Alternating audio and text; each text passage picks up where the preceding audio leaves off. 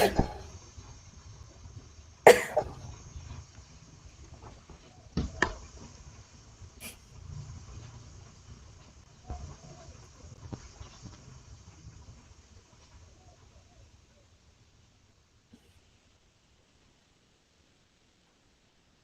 2 departemen kemana kemarin? Oh ini ya, ada 2 departemen ya. Coba saya tanya ulang, masih ingat enggak ini teman-teman?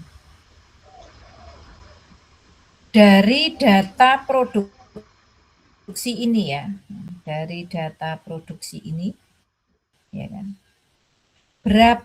Berapa unit sih yang masuk ke departemen penyelesaian? Berapa unit kah produk yang masuk ke departemen penyelesaian? Ya, silakan.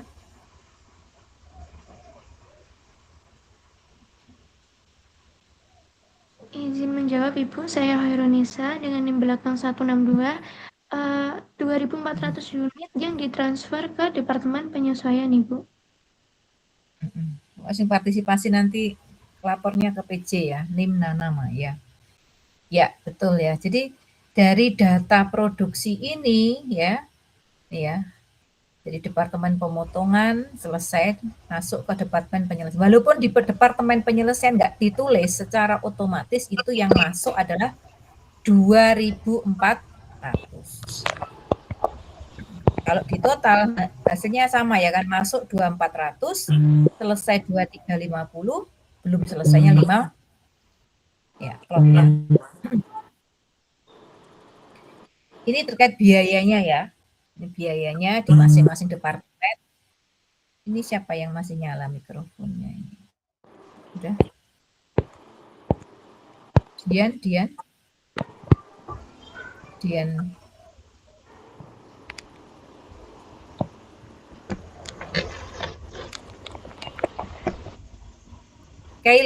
Kaila. Nah, boleh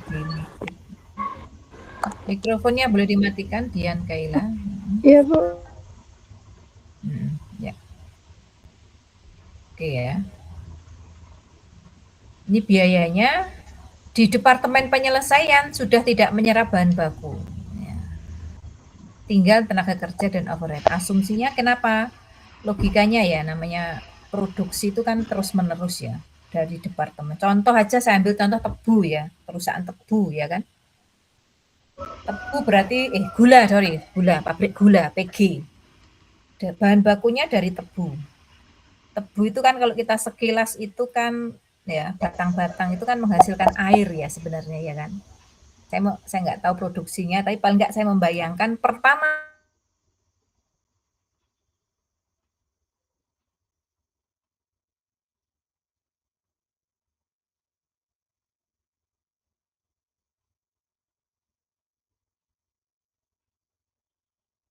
bentuk gula pasir, bentuknya kristal, padat, ada berupa butiran-butiran. Ya, berarti kan ada proses di situ. Bahan bakunya kan dari tebu ya kan, sehingga bahan bakunya sudah nggak ada yang masuk lagi. Cuma untuk dari gula yang bentuk tetesan tadi ya, tebu yang tetesan menjadi gula kristal, itu butuh tenaga kerja ya kan, bisa jadi butuh BOP juga. Bayangkan misalnya tenaga kerjanya ada, tapi listriknya mati, jalan nggak kira-kira industri? Mati, nggak jalan kan? Nah, itu artinya di proses selanjutnya, bahan baku input pertama selesai, nah selanjutnya ke departemen selanjutnya adalah proses yang memerlukan overhead dan tenaga kerja. Ya kan? Ada nggak bahan baku tanpa tenaga kerja? Cukup overhead jalan? Memungkinkan nggak? Enggak, Ibu. Tetap ya, walaupun mungkin jumlahnya minim ya, walaupun mungkin misalnya teknologinya canggih ya kan, teknologi canggih. Ya mungkin ada tapi tidak banyak ya, seperti itu. Kadang kan memang ada ya mesin yang memang bisa bekerja, tapi kan mesin tetap ada yang mantau walaupun satu orang ya kan. Jadi kayaknya tetaplah ada yang mantau lah ya, walaupun kalau dibandingkan dengan manual atau dengan banyak orang itu berbeda ya. Kayaknya masih tetap butuh tenaga kerja. Mungkin yang bagian mantau aja lah, ngawasi ya kan, ngawasi jalannya mesin. Kalau terjadi apa-apa itu bisa. Gitu. Jadi artinya apa? Di dalam proses produksi manufaktur tuh, ya tadi bahan baku masuk pertama, nanti ada proses selanjutnya, ya butuh tenaga kerja, butuh overhead-nya apa, ya kan? Otomatis berbeda-beda sesuai dengan produk akhir yang ingin dihasilkan. Karena nggak semua manufaktur tuh memproduksi dari hulu sampai hilir, ya kan? Kan saya pernah menyampaikan ya, contoh Indofood ya. Indofood itu menguasai punya perusahaan dari hulu sampai hilir. Jadi ini bukan satu manufaktur ya, tapi banyak perusahaan. Teman-teman bisa cek di bursa efek itu ya. Jadi dia dari hulunya apa? Hulunya dia perkebunan. Dia punya perusahaan sawit.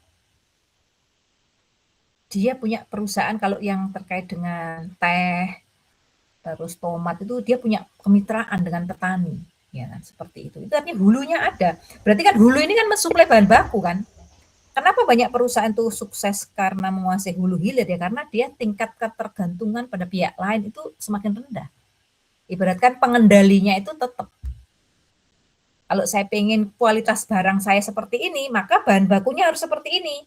Kalau bahan baku seperti ini, maka saya bisa meng-create atau menyampaikan ke bagian hulu, tolong buat bibit yang bagus, kualitas yang bagus, pola tanam yang bagus, sehingga nanti hasilnya seperti ini. Nah, itu sebenarnya bisa.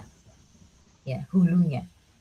Hilirnya berarti sampai ke customer. Ya kan, seperti Indomaret itu kan dia Indofood itu ada perusahaan sawitnya, ya kan, perkebunannya, dia punya pabrik Bogasari.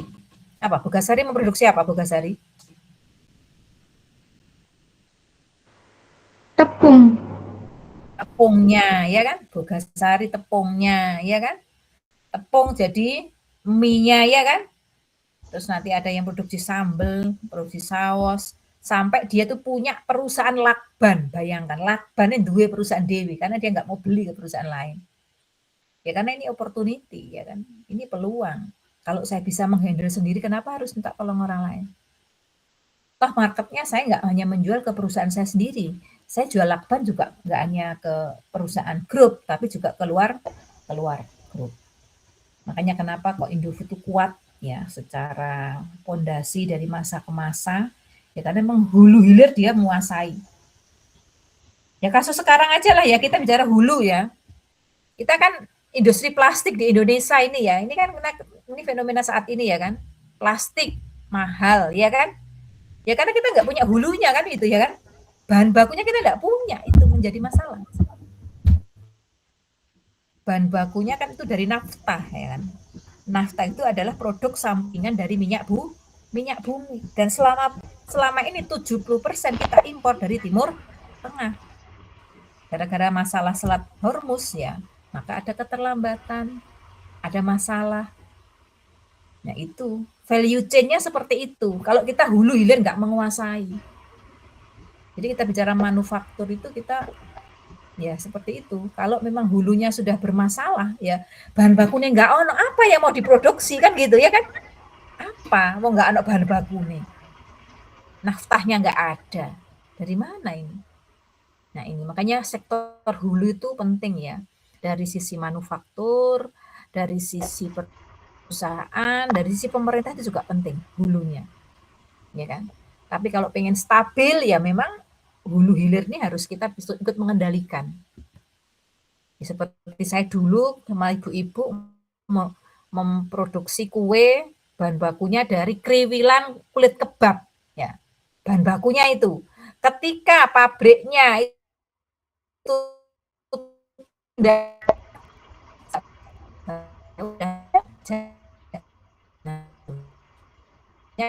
ketika jenis baru ini penting. Makanya hubungan dengan supplier itu harus baik, terutama supplier bahan baku. Contoh resto itu ya, kalau misalnya resto itu mengangkat tema katalah seafood ya kan, seafood ya, katalah resto seafood, maka dia harus memastikan bahwa suplai seafoodnya harus lancar, itu dulu. Dia punya channel, punya link bahwa suplai seafoodnya lancar. Bahkan mungkin dia tidak hanya punya satu, jangan mengandalkan hanya satu supplier, kalau bisa banyak. Jadi kalau supplier A tidak ada, dia ada di B. Jadi kita harus mengurangi ketergantungan kepada satu pihak memang. Syukur-syukur yang nyuplai banyak. Nah, itu malah bersaing ya kan. Yang nyuplai gurami banyak, yang nyuplai kepiting banyak, yang nyuplai udang banyak. Nah, itu malah kita posisinya menang, kompetitif. Karena kita bisa milih, ya kan? Tapi kalau supplier kita cuma satu, mengandalkan satu perusahaan untuk menyuplai, kalau terjadi apa-apa pada supplier itu, maka kita juga ikut kolaps. Nah, itu pentingnya bahan baku ya, hulunya. Termasuk kita bicara bisnis di Indonesia, mineral-mineral kita kan kaya nikel ya. Nikel itu juga menjadi bahan, nikel itu menjadi bahan baku apa teman-teman? Nikel itu menjadi bahan baku untuk buat apa aja nikel? Ini Izin menjawab, baterai Bu. Baterai Bu. Baterai. Berarti kalau baterai nanti mensuplai apa ini? Manufaktur apa kalau baterai itu berarti? Jadi kan bahan bakunya kita ada banyak. Iya Bu. Bisa jadi untuk baterai mobil listrik Bu. Yang Terus, sekarang makin banyak itu. Iya. Terus nanti kemana lagi Mas kalau nikel? Bisa jadi untuk baterai kayak ke peralatan elektronik seperti laptop, HP gitu Bu. Ya, semua baterai ya. Pertanyaannya kita itu perusahaan baterai kita itu gimana sih Mas? Perusahaan aku nggak ngerti. Perusahaan baterai di Indonesia itu siapa pemainnya ya? Perusahaan baterai.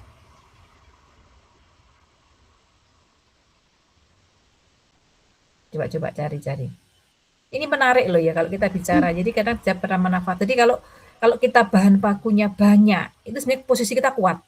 Tinggal nanti manufakturingnya jalan enggak, kan gitu ya kan? Pabriknya ada enggak, gitu loh ya. Mampu enggak kita punya manufaktur itu? Sekarang pemainnya siapa di Indonesia? Atau kalau kita belum punya, ya kita mengundang asing untuk investasi di Indonesia. Saya tuh pernah lihat ya di ini ya, kayaknya ya industri baterai kayaknya coba di Manyar tuh Gresik apa itu JP kalau nggak salah, coba saya penasaran, ada perusahaan baterai dari Cina kalau nggak salah, dari namanya itu unik gitu loh ya.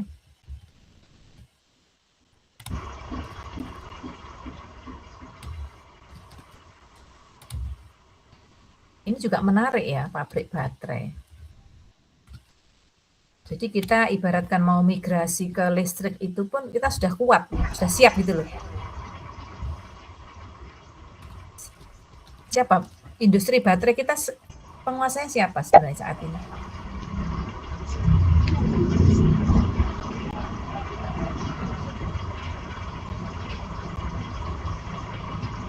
Kalau misalnya dari itu ya Bu. Gimana? Izin menjawab, kalau misal dari Indonesia sendiri paling besar itu dari PT Hyundai LG Industri HLI Green Power. Itu saya lihat di PT apa? Hyundai LG. LG. Itu perusahaan yang baterai sel pertama dan terbesar di Asia Tenggara. Lokasinya itu ada di Karawang. Itu perusahaan Indonesia atau asing? Itu LG kan merek Korea ya? Iya Ibu. Jadi ini perusahaan Korea yang ada di Indonesia gitu ya? Iya Ibu. Pemainnya lagi siapa ya? Pemainnya baterai itu. Izin menjawab Bu, ada IBC yaitu Indonesia Battery Corporation, itu dipegang langsung oleh BUMN dan Pertamina Ibu. Itu khusus untuk EV yaitu kendaraan listrik Ibu, untuk IBC sendiri. Itu gimana kinerjanya? Penguasa berarti Pertamina ya sebenarnya bisa ambil peran tuh memang Pertamina harusnya ya. BUMN kita itu harusnya berperan memang. Tinggal Betul, kapasitas. Gimana? Karena berkaitan dengan kendaraan, jadi mungkin Pertamina bisa lebih memperluas pangsanya lewat kendaraan listrik. Jadi nggak cuma kendaraan bensin saja, Ibu. Iya, memang harusnya memang andalan kita itu seharusnya BUMN memang ya. Walaupun kejadian ini ya, kalau kita lihat kebakaran kilang-kilang minyak, ya kan LPG itu sering loh terjadi ya kan. Itu gimana ya Mas? Ya kita nggak tahu ya, tapi kan itu ruginya besar itu ya kan apa ya? Kondisinya langka terus terbakar ya kan, ya rugi double kan ya kita belinya dapat. Nah, harusnya memang Pertamina itu punya peran ya. Ya semoga aja BUMN kita itu semakin kuat dan memang swasta itu akan masuk. Pertama adalah ketika memang secara ekosistem terbentuk, biasanya akan masuk swasta. Kalau kan kembali ekosistemnya terbentuk, banyak swasta itu yang tertarik ya. Industri di sektor pertambangan, energi itu kan sudah banyak ya. Kayaknya sektor itu yang harusnya perusahaan sudah bergerak di sektor energi, tambang, seperti punya peluang. Ini saya baca di JP betul ada memang, makanya saya kemarin tuh lihat, saya waktu keliling tuh, kok ini kok namanya bukan perusahaan Indonesia ya, namanya Cina. Ini loh, terdapat pengembangan, jadi di JP ya, Java Integrated Industrial Port Estate, JP Gresik, terdapat pengembangan itu baterai kendaraan listrik EV. Salah satu utama ini pabrik Cooper Foil. Nah ini Hyliion Group. Nah saya nggak tahu ini apa Cooper Foil. Mungkin ini Hyliion Group yang digunakan untuk baterai mobil listrik. Selain itu kami mendukung hilirisasi baterai melalui kendaraan smelter tembaga PT Freeport. Nah ini menarik loh. Artinya kita harus siap ke sana memang ya kan. Ini loh, Hyliion Group membangun pabrik Cooper Foil. Nah, Cooper Foil ini bahan baku baterai. Proyek strategis, termasuk ini ya, nggak hanya nikel ya, ternyata hilirisasi tembaga. Kalau tembaga itu untuk apa Mas? Hasil tembaga itu selain baterai juga ya. Nah ini contoh ya, ini ilustrasi aja biar teman-teman juga punya gambaran. Dan ya semoga nanti peluang kerja di industri ini juga banyak ya. Kayaknya kalau JP itu berkembang lowongannya banyak ya. Azara Gresik gitu ya kan. Iya Ibu. Iya Gresik kan kamu ya. Ya. Udah keliling ke JP belum kamu? Hanya pernah lewat Ibu.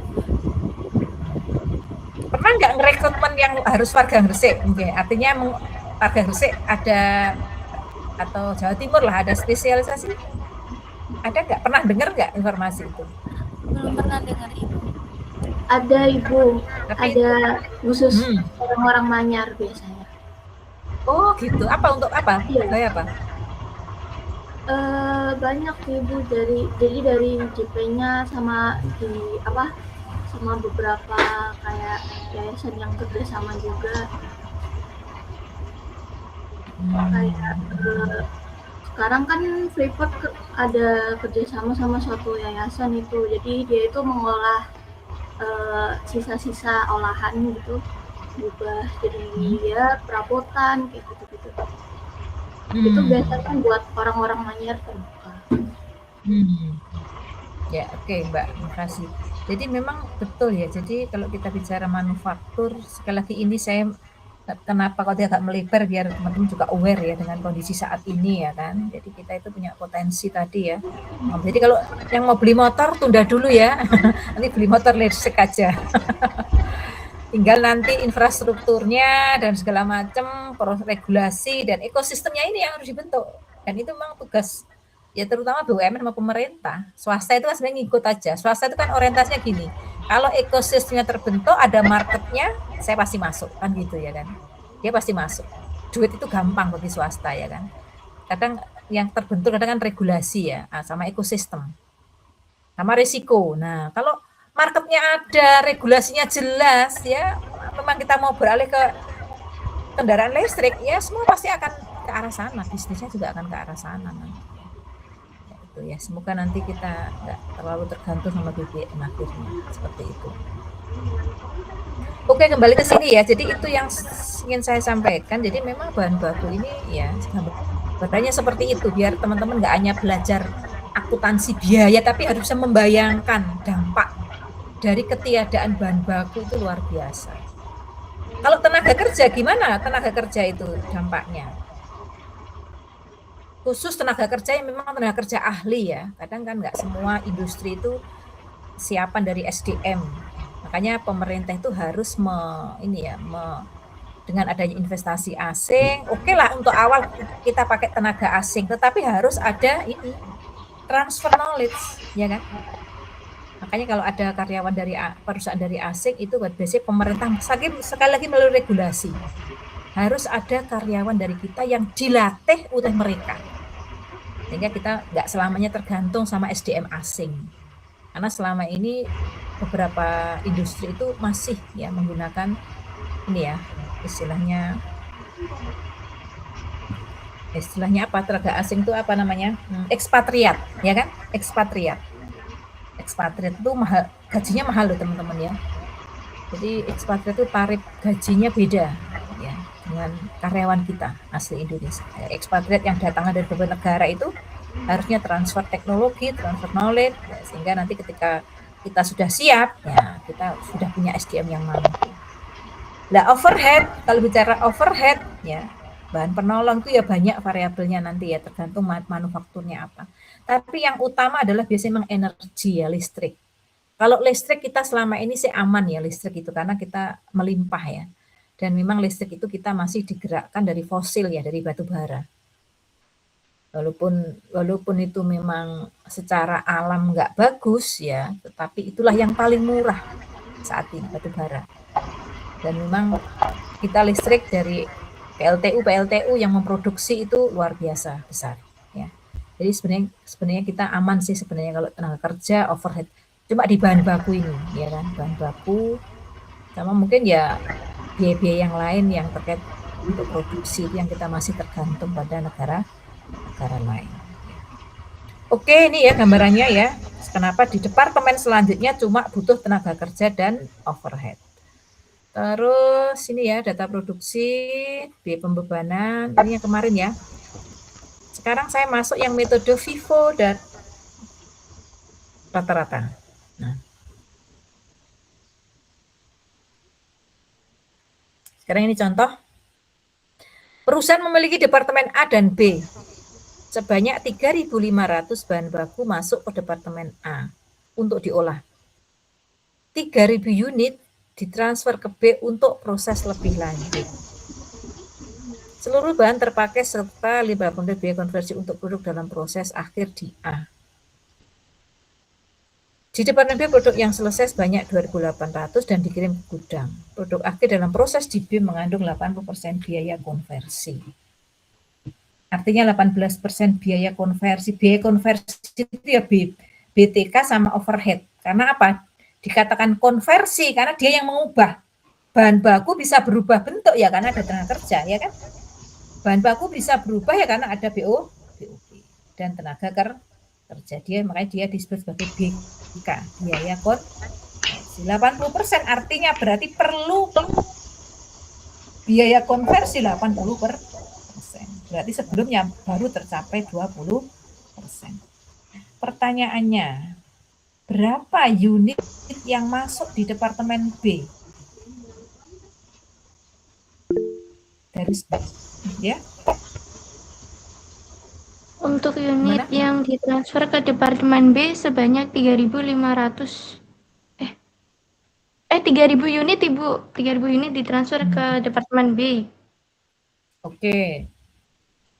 Berarti yang masuk departemen A 3,5 ya kan? Masuk departemen B 3.000. Yang selesai di departemen A berapa? 3.000 Ibu. 3.000. Selesai departemen A 3.000. Selesai departemen B berapa? 2.800 Ibu. Oke, berarti yang belum selesai di departemen A berapa? 500 Ibu. 500 Ibu. Oke, yang belum selesai di departemen B? 200 unit Ibu. Ya, oke. Clear ya untuk data ya. Itu tadi ya, jadi masuk departemen A, B, yang belum selesai, yang selesai berapa, sudah clear. Sekarang ini biayanya, ini contoh biayanya. Ya, sekarang bagaimana kalau misalnya ada namanya PDP awal. Jadi PDP awal itu gini ya, namanya inventory itu kan, ya ini kan namanya produksi terus-menerus ya kan. Contoh misalnya kita bikin donat ya kan, bikin donat. Oh, saya mau bikin donat hari ini 2 kilo. Loh, ternyata saya masih punya tepung setengah kilo. Ya eman dong kalau nggak saya pakai, kan gitu ya kan. Ya kan? Berarti kan itu produk dalam proses awal dipakai. Mana belum masuk terigu ini sisa kemarin nggak saya pakai lah, mubadir. Ya kan? Eman, ya, saya pakai.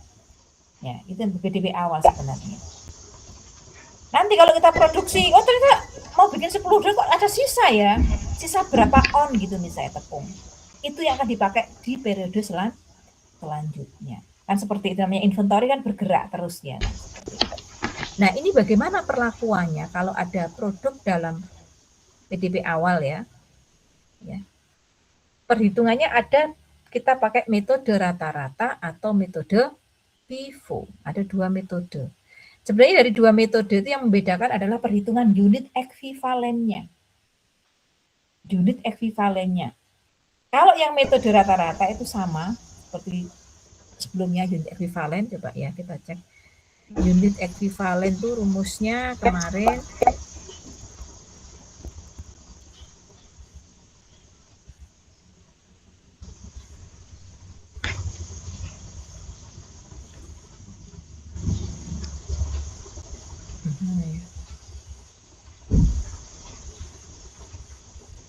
nah ini kan unit setara produk selesai ya kan, produk selesai ditambah PDB akhir kali tingkat penyelesaian, itu untuk mencari unit ekuivalen.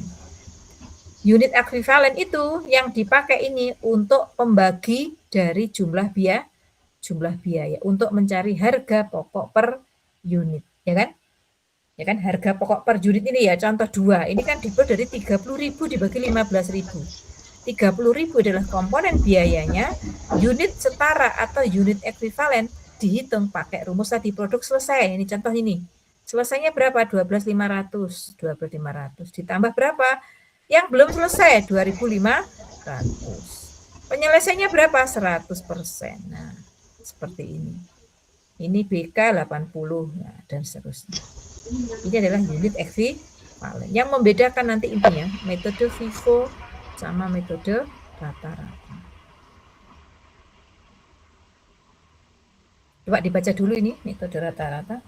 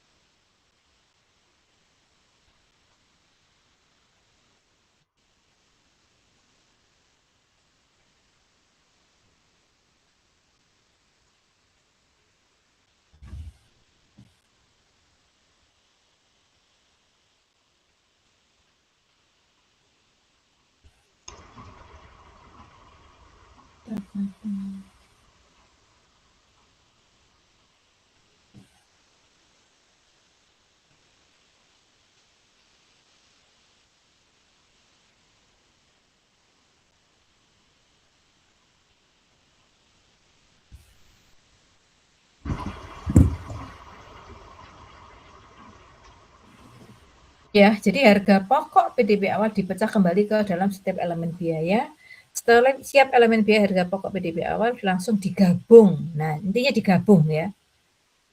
Dengan setiap elemen biaya bulan yang bersangkutan. Tidak dibedakan asal dari selesai apakah dari awal atau jadi langsung digabung, intinya itu rata-rata. unit ekuivalennya sama ya. Ya. Jadi produk selesai ditambah dengan PDB akhir kali tingkat penyelesaian masih sama. Contoh ini ya. PT pada bulan April menghasilkan 2.500 pakaian, data produksi sebagai berikut. Nah, ini contoh. Ini 2 departemen. Ya. Pertanyaannya, yang masuk departemen penyelesaian berapa unit? 2.450 unit, Ibu. Oke, 2450 ya. Jadi masuk ke sini ini ya 2450, yang selesainya 2400.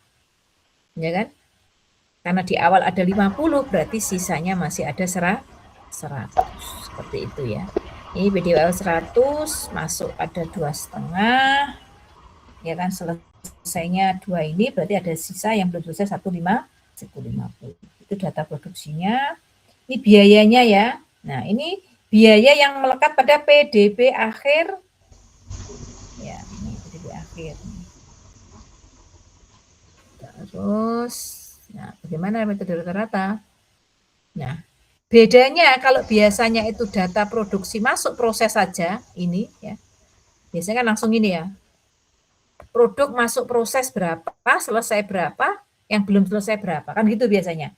Ini ada namanya produk dalam proses awal. Nah, yang tadi 100 tadi, bedanya di situ. Jadi yang tadinya ini enggak ada, ya. Ini ya. PDB awal ini enggak ada. Ketika pakai metode rata-rata ada PDB awalnya seperti ini, dimasukkan di sini di data produksi. Intinya ketika masuk proses ternyata ada 100 unit dari PDB awal, sehingga 100 unit ditambah 2.500 berarti ada 2.600. Yang selesai 2450, belum selesai 150.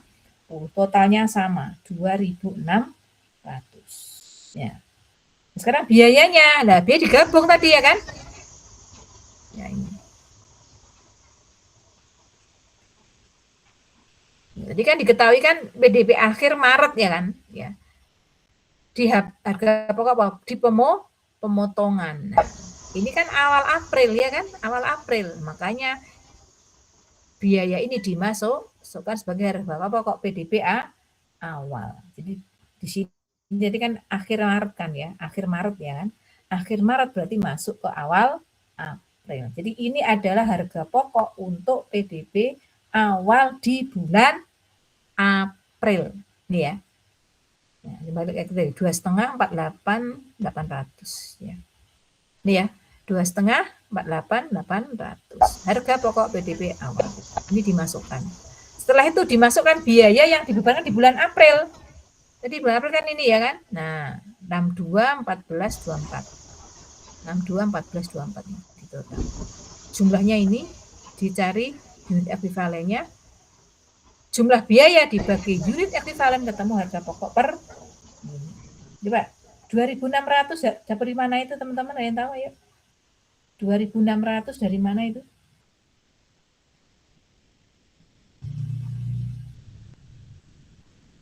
Ayo, apa?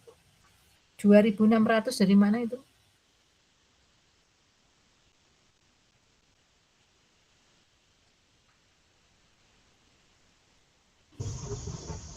Izin jawab Ibu, dari data produksi Ibu. Iya, dari mana angka itu coba? Gimana? Mas Faizul Anam.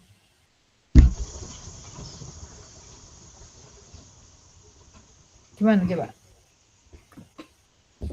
Dari penjumlahan PDB awal ditambah produk masuk proses. Iya Kak, kayak gitu.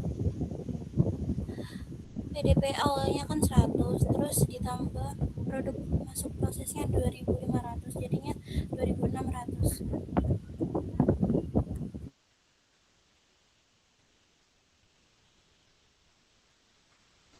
Gimana tadi untuk mencari unit ekuivalennya?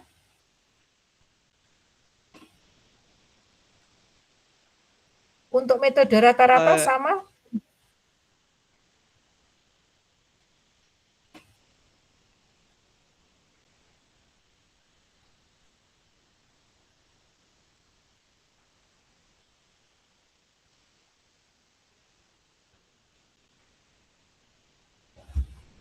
Izin jawab Ibu. Unit ekuivalen itu dapat dari jumlah biaya dibagi HP per unit Ibu.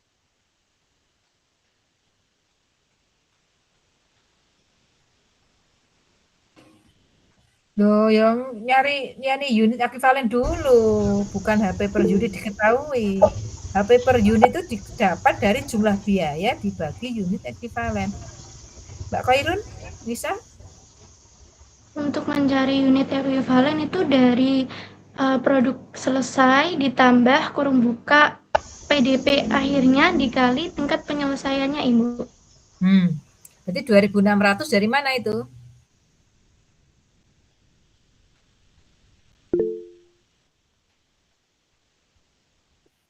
Gimana, Mbak Vena? Izin menjawab Ibu, 2.600 itu dari 2.450 ditambah 150 buka kurung 150 dikali 100%. Berarti 150 kali 100% kan 150 ya kan? Ya, 150 ditambah 2.450. Jadi ini masih sama. Metode rata-rata perhitungan unit ekuivalennya masih sama dengan yang sebelumnya. Yang 2.555 dari mana itu coba ayo?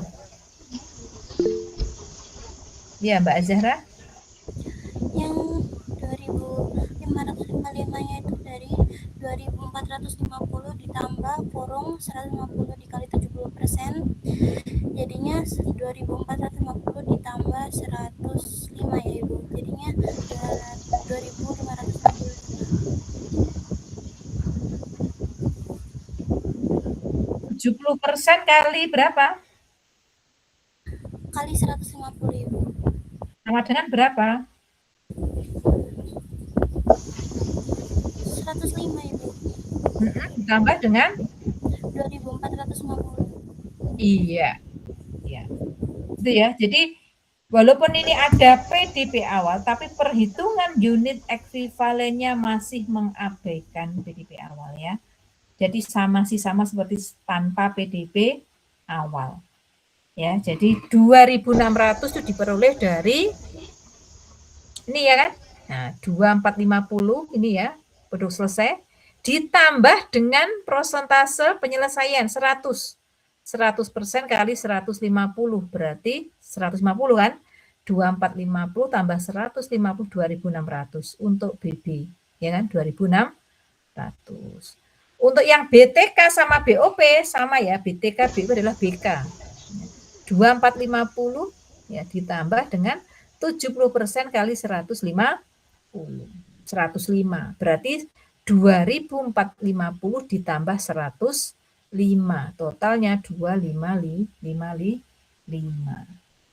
BOP juga sama. Baru kita mencari harga pokok per unit.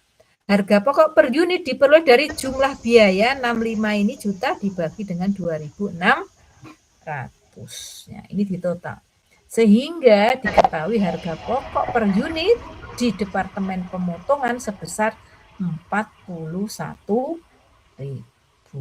begitu. Itu ya. Ya, dari biayanya sekian totalnya. Nah, biaya di sini harus sama dengan yang ada di perhitungan harga pokoknya. Yang selesai 2.450 kali 41, terus ini yang belum selesai PDPA. Nah, gitu totalnya harus sama 105. Sampai sini paham? Paham ya? Bisa ya, ikuti ya. Oke. Ini metode rata-rata, nggak ada masalah ya, metode rata itu sama. Ini departemen selanjutnya ya.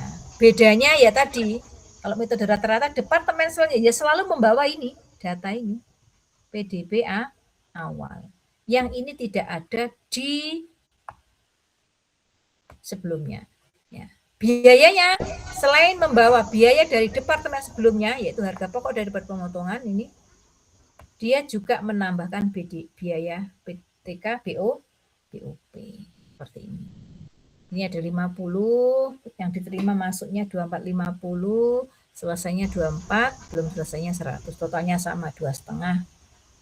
Nah, ini ada karena ini adalah departemen setelah departemen pemotongan, maka ada harga pokok dari departemen pemotongan. Jadi berapa? 2, 5, Nah, tadi.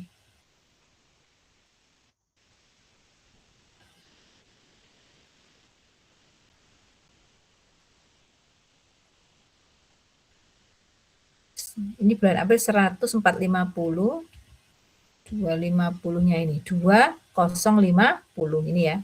Nih, yang di bawah 2050.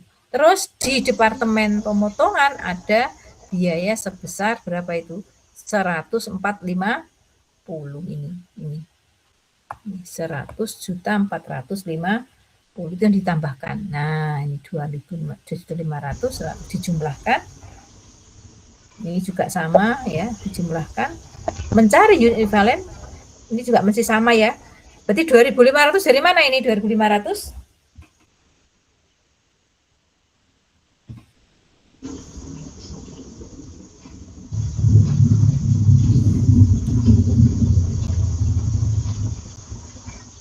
Sama Ibu, dari 2.400 terus dikali dikurung buka 100 unit dikali 100% Ibu. Ya, berarti 2.400 tambah 100 ya, berarti 2.500. Yang BTK BOP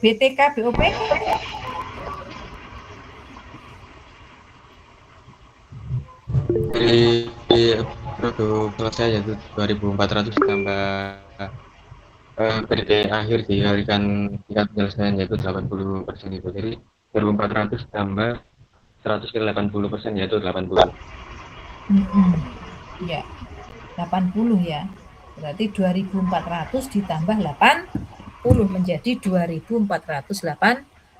Apa tinggal bagi. Oke, ketemu. Nah, itu yang metode rata-rata. Sekarang metode FIFO. Nah, coba yang dibaca FIFO.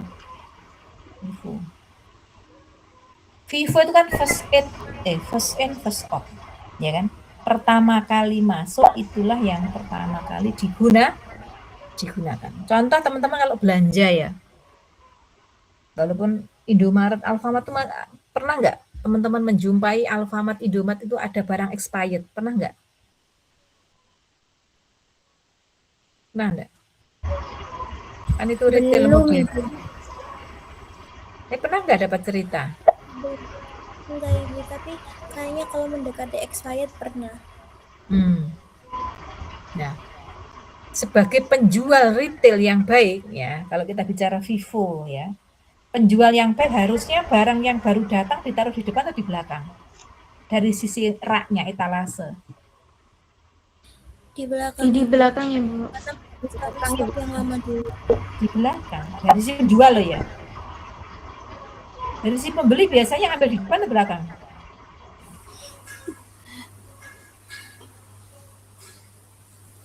Depan. Nah, Tapi karena tahu kalau yang baru di belakang biasanya ambil yang di belakang ya. iya. Biasanya kalau spontan ambil gitu, enggak. Tapi kalau agak mikir-mikir, barangkali ada yang lebih panjang, cek belakangnya. Gitu. Jadi pembeli cerdas ketemu penjual cerdas, ya kan. Tapi kalau pembeli yang nggak cerdas, asal ambil, ya kan, ya mereka ambil di depan. Ya nggak cerdas lagi, dia nggak ngecek expired. Nah, itu parah itu kalau nggak ngecek expired itu. Jadi kan artinya kalau kita pembeli yang cerdas kan kalau ada yang lebih panjang, kenapa tidak? Berarti kan ada yang baru kan gitu. Tapi kadang kan secara refleks itu kan orang pembeli kan ngambil yang di depan. Nah, itu kalau retail modern penataannya seperti itu. Secara metode seperti itu. Nggak boleh barang baru datang taruh paling depan. Terus yang buri nggak payu-payu itu padahal kan expirednya semakin pendek yang di belakang, ya kan? Jadi dari sisi penjual harusnya untuk menjaga perputaran inventorinya, maka naruhnya ada di belakang. Karena kita berpikir masyarakat awam mayoritas kalau refleks itu ambilnya yang paling depan. Ya, seperti itu. Tapi kalau retail atau toko-toko kelontong di yang nggak modern itu kalau kita lihat inventory itu kan berantakan ya. Nggak mungkin teman-teman pernah lihat ke toko ya tokonya besar tapi ya penataannya nggak karu-karuan ya kan? Ya. Itu terkadang ini loh, kita kadang terlewat dengan tadi inventory. Dikhawatirkan kan ada kardus yang ternyata sudah lama tapi nggak kesentuh, ya kan? Padahal itu sudah expired, ya kan? Sementara yang barang-barang baru dibukai, baru datang malah dibukai, ya kan? Makanya bagus kalau toko konvensional harusnya seperti itu. Kalau barang baru datang harusnya disimpan di gudang. Nanti pelan-pelan dikeluarkan dengan penataan yang sesuai. Jadi jangan sampai barang yang sudah dibeli lama malah nggak kejual-jual, ya kan? Kesimpen aja. Barang yang baru datang malah kejual. Nah itu salah. Kalau barang-barang itu kaitan dengan ada tanggal expirednya, ada kadaluarsanya, seperti itu. Nah, bagaimana perlakuannya kalau itu untuk yang produk terus menerus, ya ini tidak perlu dipecah, tidak langsung digabung. Nah ini asumsinya proses produksi dianggap untuk menyelesaikan terlebih dahulu PDB awal, setelah itu baru menyelesaikan produk yang. Jadi asumsinya adalah dipakai dulu gitu loh ya. Jadi PDB awal dulu yang dipakai sebelum pakai yang masuk proses di periode itu. Logikanya seperti kalau Vivo itu. Jadi kalau tadi kita punya inventory ya, punya bahan baku ya tadi ya. Ya bahan baku lama lah yang kita pakai. Kita mau bikin donat tadi ya, kita pakai bahan baku sisa yang lama lah yang kita pakai dulu, ya kan? Bukan yang baru kita beli. Eman-eman. Ya, tepungnya masih sisa banyak kok nggak dipakai, ya itu dipakai dulu. Persediaan yang lama itu yang harus dipakai dulu, baru nanti kurang kita ambil yang barusan dibeli. Bedanya adalah menghitung unit ekuivalen. Nah ini agak panjang ya rumusnya. Rumusnya ini agak panjang. Jadi unit ekuivalen PDB awal kali nah ini perhatikan tingkat penyelesaian yang diperlukan sama tingkat penyelesaian yang sudah dinikmati. Bedakan. Yang diperlukan berarti yang belum, kan gitu ya kan? Contoh misalnya, biaya konversi 80%.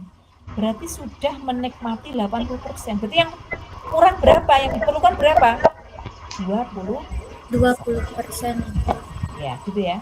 Kalau yang sudah dinikmati, ya itu yang diketahui biasanya, yang sudah dipakai. Ya, gitu ya. Oke, kita ke soal.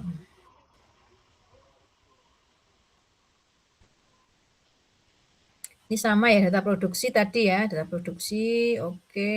Ini biayanya masih sama dengan tadi juga, cuma metode yang beda. Nah, sama ya, ada PDB awal, masuk proses, terus selesai, sama, ketemunya 2.600 dengan metode Vivo. Nah, harga pokok PDB awal, ya kan, 3780, itu dari mana? 3780 itu adalah dari ini, total langsung. Jadi dia langsung masuk total. Ini kan PDB awalnya kan nih 3780 langsung masuk. Nah, harga pokok PDB awal 3780. Nah, sekarang yang masuk di bulan April ini ya 621424. Di soal ketahui ya. Jadi biayanya sudah yang masuk ini dari PDB awal, ini yang masuk di bulan April, ternyata sekian. Sekarang mencari unit setaranya. Karena ini yang sudah pakai PDB awal, nggak perlu mencari ekuivalen. Kita mencari unit ekuivalen yang masuk di departemen itu. Nah, sekarang pertanyaan 2.500 dari mana itu? Yuk. 2.500 dari mana? Kalau biasanya kan ini ya kita, persediaan akhir ya, ini ya. 24 ya, akhir kalikan penyelesaian kan. 2450 ditambah 100% kali 150 kan 26. Nggak cocok kan hasilnya. Ini 2,5. Jadi 2,5 dari mana ini? Ada yang bisa? Ayo. Dengan rumus yang tadi coba kamu ini ya. Coba kamu. Nah ini.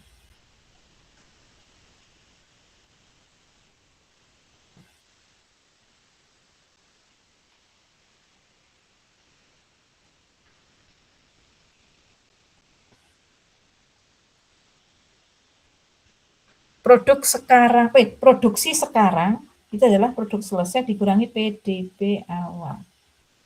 Jadi yang diproduksi sekarang adalah yang selesai dikurangi PDB awal.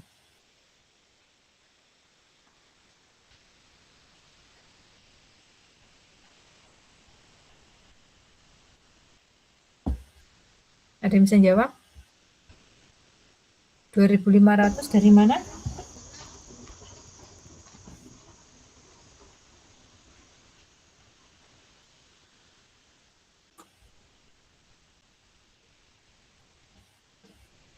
Coba kita cek.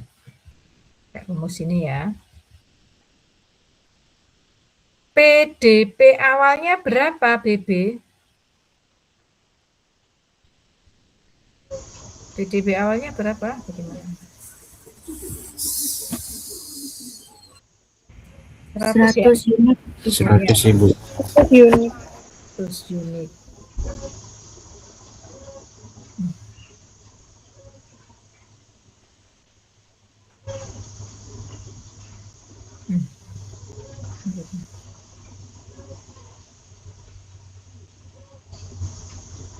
Tingkat penyelesaian yang diperlukan ada enggak?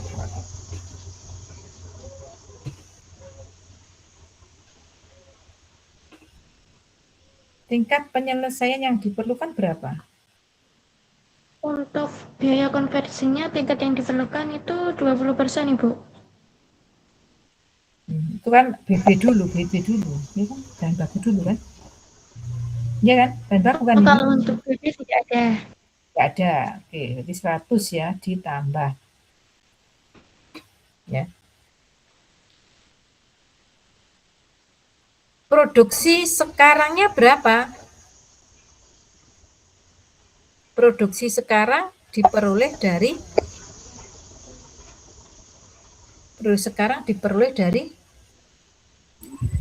Produk selesai dikurangi PDB awal, Ibu. Nah, berarti berapa? 2.450. 2.350, Ibu. Iya, 2.350. Rumusnya apa? 2.350 ditambah PDB akhir Tambah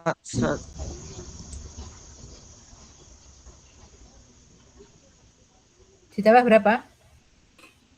Ditambah 150 PDB akhir unit. 150 unit, Ibu. Terus totalnya berapa?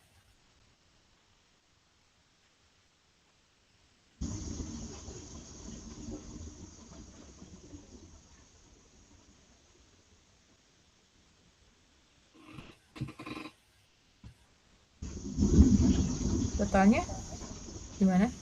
2.500, Ibu. Boleh diulang? Dari mana 2.500 tadi? Dari 2.350 ditambah sama 150, Ibu. Karena PDB awalnya yang 100 unit itu sudah tidak ada yang diperlukan, ya kan? 0 kan? Ya kan? Karena 100% itu yang 2.500. Sekarang yang 2475 dari mana? 2475 itu.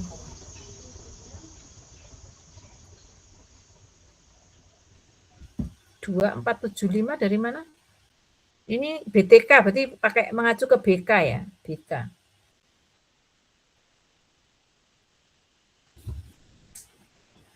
Siapa yang?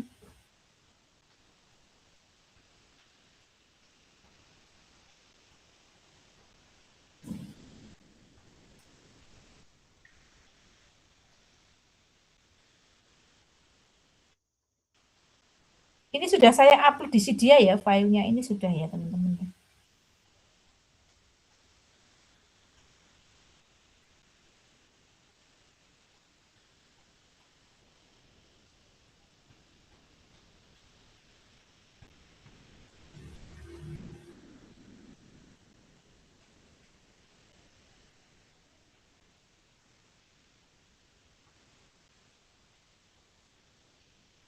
Ada yang tahu di mana?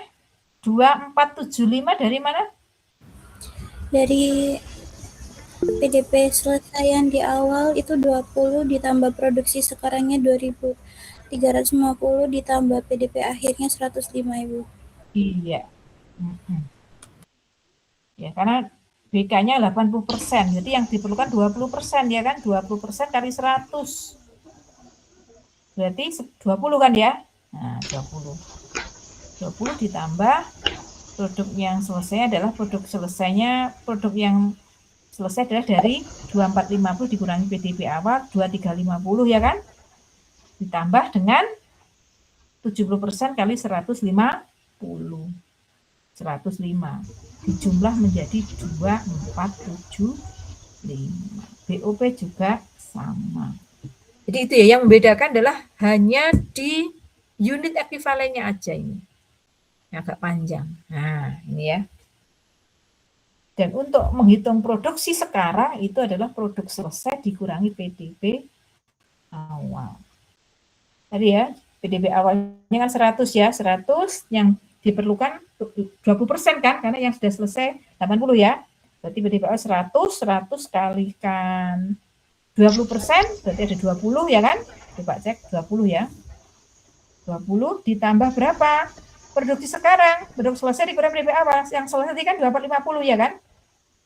2450 dikurangi PDB awal kan 100, berarti ditambah 2350 ya kan? Ditambah 70% PDB akhir kali 150 ya kan? 105 berarti totalnya menjadi 2475 seperti itu. Sama harga pokok per unit tinggal ini ya, total biaya dibagi 41. Ini tetap di bawah ini ya, dari sebelumnya 3780. Ini yang masuk proses ya, ini yang selesai tadi ya. Harga pokok baru selesainya ditransfernya 10450. PDB akhirnya 150 ya, kalikan dengan tingkat penyelesaian, kalikan harga pokok masing-masing, totalnya 105. 105 itu harus sama dengan yang ada di sini. Jadi kata untuk ngecek benar salahnya ini ya, biaya yang dibebankan sama perhitungan harga pokoknya harus sama. 105. Ini departemen yang pertama lah. Departemen kedua bagaimana? Sama. Cuma bedanya adalah membawa harga pokok dari departemen sebelumnya. Sehingga yang ada di sini ada dua. Harga pokok PDB awal, harga pokok dari departemen pemotongan. Jadi ini ada dua komponen yang dibawa. Kalau yang departemen sebelumnya pemotongan cuma membawa harga pokok PDB awal. Belum membawa harga pokok dari departemen sebelumnya. Tapi karena ini departemen kedua, dia membawa harga pokok PDB awal dan harga pokok dari departemen pemotongan. Sama, rumusnya juga sama menghitungnya. Nih, ketemu harga pokok dibagi. Sehingga harga pokok dari produk itu adalah 50.000 per unit. Coba, ini dari mana ini? Kalau 2450 kan dari sebelumnya ya, ini sudah ada ya. 2450 kan 2450 kan juga diambil dari yang sebelumnya ini ya kan.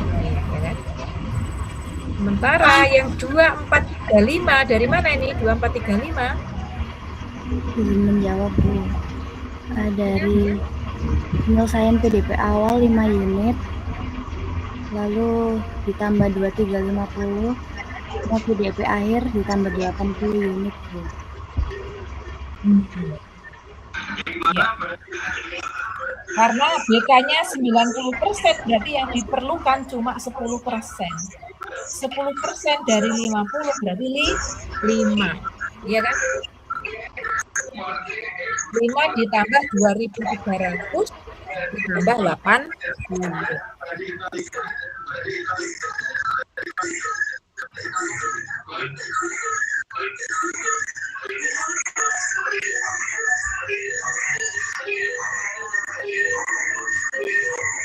Jakfar. Mas Jakfar.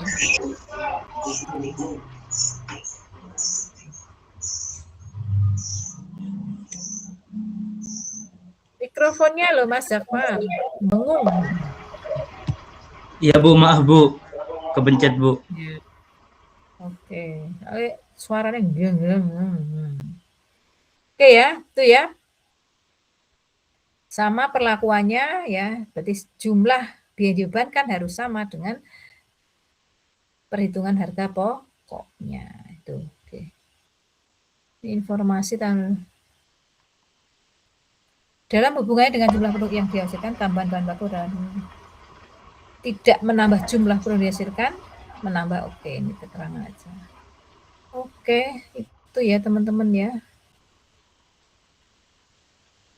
Nah, sekarang ini ada kuis. Nah, Anda diminta membuat laporan harga pokok produksi metode FIFO. Ini sudah ada di Sidia, jadi teman-teman sekarang masih ada waktu, silahkan ini dikerjakan di kertas ya.